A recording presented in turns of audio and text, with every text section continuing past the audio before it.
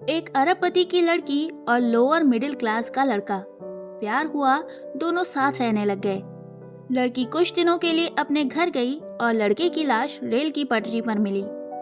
ये love story है lux industries के मालिक की बेटी प्रियंका तोदी और रिजवान उर रहमान की। तो चलिए जानते हैं इस बारे में। लेकिन वीडियो शुरू होने से पहले ये बता दें कि ये वीडियो किसी भी तरीके की इलीगल एक्टिविटी को सपोर्ट नहीं करता और ना ही सुसाइड को प्रमोट और ग्लोरीफाई करता है। इस लव स्टोरी में लड़की हिंदू है और लड़का मुस्लिम। लड़की एक अरबपति की बेटी और लड़का बस्ती में रहने वाला गरीब लेकिन पढ़ा लिखा। वाकया पश्चिम बंगाल का है, साल 2007, जब पश्चिम बंगाल में लेफ्ट फ्रंट की सरकार हुआ करती थी और मुख्यमंत्री थे बुद्धदेव भट्टाचार्य। रिजवान उर रहमान कोलकाता के फेमस सेंट जेवियर्स कॉलेज का स्टूडेंट था। लोअर मिडिल क्लास से आने वाले रिजवान ने पढ़ाई पूरी करके कंप्यूटर ग्राफिक्स डिजाइनिंग का कोर्स कर लिया और फिर एक प्राइवेट इंस्टीट्यूट में कंप्यूटर ग्राफिक्स सिखाने लग गया। रिजवान अपने स्टूडेंट्स के बीच काफी फेमस था। उन्हीं स्टूडेंट में 23 साल की प्रियंका तोदी भी थी, जो बाद में रिजवान की जिंदगी में मोहब्बत बनकर आई। रिजवान प्रियंका से 7 साल बड़ा था। प्यार परवान चढ़ा और 18 अगस्त 2007 को दोनों ने स्पेशल मैरिज एक्ट के तहत अपनी शादी रजिस्टर करा ली। महल जैसे घर में रहने वाली लड़की इसके करीब 1.5 हफ्ते बाद जब तपस्या मुस्लिम बस्ती में पति के छोटे से घर में रहने निकली तो उसके परिवार वालों को शादी की बात पता चली। पूरा परिवार सन्न था। इसके बाद प्रियंका के पिता अशोक तोदी प्रियंका के मामा प्रदीप तोदी के साथ तपस्या मुस्लिम बस्ती पहुंचे। बेटी से घर चलने की विनती की, लेकिन वो अपने प्यार को छोड़कर जाने के लिए नहीं मानी। कहते हैं कि नेताओं और पुलिस ऑफिसर से भी रिजवान पर दबाव डलवाया गया। रिजवान को लगने लगा कि कुछ गड़बड़ हो सकती है। उसे कुछ सूझ नहीं रहा था कि किससे मदद मांगे। थक हार कर उसे पुलिस में ही उम्मीद नजर आई। उसने उन्हें चिट्ठी लिखी कि घर आकर कुछ लोग धमकी दे रहे हैं, मेरी बीवी पर मायके लौटने का दबाव बना रहे हैं। हफ्ता गुजर गया लेकिन कोई अनहोनी नहीं हुई। फिर 6 सितंबर को पुलिस हेड ऑफिस लाल बाजार में रिजवान और प्रियंका को बुलाया गया। कमिश्नर के सामने मीटिंग हुई। प्रियंका के परिवार वाले भी वहां मौजूद थे। घर वालों ने कहा कि हमारी बेटी खुलकर बात नहीं कर पा रही है, इसलिए लड़के को वहां से हटाया जाए।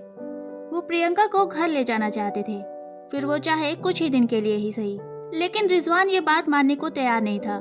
प्रियंका के मामा प्रदीप ने प्रियंका से कहा कि हमें तुम्हारी चिंता है, तुम्हारे पापा और मम्मी इसी कारण से बीमार हैं। हफ्ते भर के लिए घर चलो, उन्हें समझा देना कि तुम बस्ती में खुश हो और फिर लौट आना।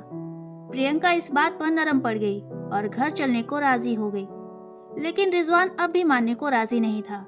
उसने रिटर्न बॉन्ड की शर्त रखी कि लिख कर दो कि हफ्ते भर में मेरी बीवी को वापस भेज दिया जाएगा, और प्रियंका के मामा ने ये शर्त मान ली और पुलिस के सामने लिख कर दिया कि भांजी को वापस भेज देंगे, लेकिन हफ्ते भर में नहीं 15 दिनों में। और प्रियंका अपने पापा के साथ घर चली गई। उसके जाने के बाद पुलिस वालों ने रिजवान को फिर से धमकाया कि लड़की को छोड़ दो वरना सलाखों के पीछे भेज देंगे। प्रियंका के घर वालों ने पुलिस में शिकायत दर्ज कराई थी कि रिजवान ने उनके घर से सेल फोन और दूसरे सामान चुराए हैं और जबरदस्ती उनकी बेटी को अपने घर में रखा है। इधर प्रियंका के घर जाने के बाद अंतिम बार 11 सितंबर को रिजवान की बात प्रियंका से हुई थी। उस दिन के बाद से रिजवान ने प्रियंका से कई बार बात करने की कोशिश की, पर वो नाकामयाब हुआ। आखिरकार उसने मानवाधिकार संगठन को चिट्ठी लिखी, पत्नी से मिलवाने की मदद मांगी, पुलिस वालों से भी फरियाद की, लेकिन मायूसी ही हाथ लगी। 21 सितंबर 2007 की दोपहर कोलकाता के पास दमदम रेलवे लाइन पर एक डेड बॉडी मिली। शिनाख्त हुई तो पता चला कि ये शव रिजवान उर रहमान का है। सिर पर चोट के निशान थे। बॉडी मिलने के कुछ घंटों बाद पुलिस कमिश्नर प्रसून मुखर्जी का बयान आया। बताया गया कि रिजवान ने खुदकुशी की है। मीडिया इस खबर के पीछे लग गई और इस प्रेम कहानी के दुखद अंत से मामला कहीं आगे बढ़ गया। कोलकाता के तपस्या, पार्क सर्कस, टेंगरा, बेनियापुकुर, कस्बा, करिया समेत कई इलाकों में विरोध प्रदर्शन होने लग गए। लोगों में पुलिस को लेकर काफी गुस्सा था। दंगे भड़कने तक के डर पैदा हो गए थे। स्टेट गवर्नमेंट पर प्रेशर बढ़ने लग गया तब प्रसून मुखर्जी और डीसी रैंक के 4 सीनियर आईपीएस ऑफिसर्स को हटाया गया ताकि मामला ठंडा हो। तत्कालीन मुख्यमंत्री बुद्धदेव भट्टाचार्य रिजवान के घर भी गए। वहां उनकी गाड़ी का घेराव हुआ। सेंट जेवियर्स के स्टूडेंट ने 100 से ज्यादा दिनों तक लगातार मोमबत्ती जुलूस निकाला। अपने पूर्व छात्र रिजवान के लिए इंसाफ मांगा। सियासत भी चरम पर पहुंच गई। विपक्ष की नेता तृणमूल कांग्रेस सुप्रीमो ममता बनर्जी भी रिजवान के घर जाकर उनके बड़े भाई रुकबानुर और मां किशोर जहान से मिली, न्याय का भरोसा दिलाया। ममता बनर्जी ने सीबीआई जांच की मांग की और लेफ्ट फ्रंट की सरकार पर दबाव बढ़ता जा रहा था तो केस की जांच सीबीआई के हाथों में सौंप दी गई। प्रियंका तोदी के पिता को पुलिस ने गिरफ्तार कर लिया और बाद में वो जमानत पर रिहा भी हो गए। मीडिया में भी इस केस की लगातार रिपोर्टिंग हो रही थी। आरोप लगा कि अशोक तोदी के प्रसून मुखर्जी से करीबी रिश्ते थे। रिजवान की मौत के बाद प्रियंका कभी ससुराल नहीं लौटी। किशोर जहां के पास प्रियंका की ओर से एक चिट्ठी आई।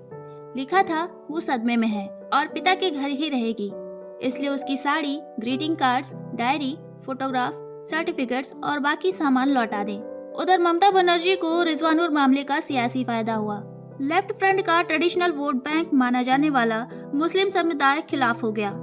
उसके बाद हुए लोकसभा चुनावों में टीएमसी को भारी फायदा हुआ और 2011 में उसने लेफ्ट फ्रंट की सरकार को सत्ता से बेदखल कर दिया।